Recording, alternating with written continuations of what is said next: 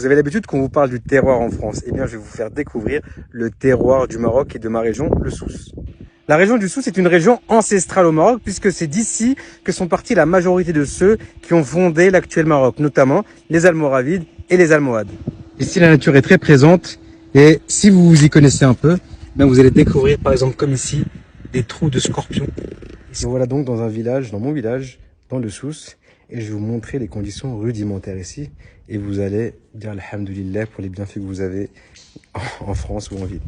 Regardez bien, déjà je vais vous montrer comment est-ce qu'on récupère de l'eau parce que ici il n'y a pas d'eau potable, il n'y a pas d'électricité dans les maisons. C'est-à-dire qu'avant c'était à la bougie et maintenant eh bien, on a installé des panneaux photovoltaïques pour la lumière et pour l'eau, on récupère l'eau de pluie. Cette eau de pluie, elle tombe donc ici sur le star, elle est récupérée par ce trou par lequel elle descend et elle va jusqu'au puits. Une fois arrivée au puits, soit on la récupère avec des seaux, soit moi ici mes parents ont installé un moteur. Ce moteur fait remonter l'eau jusqu'au star dans un bidon et de ce bidon là, eh bien tous les robinets qui sont en dessous reçoivent l'eau.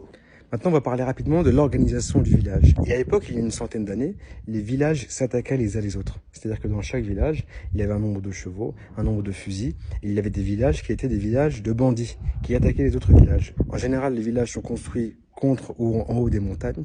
Et ce qu'ils faisaient, c'est que tout en haut de la montagne, ils construisaient une sorte de fort.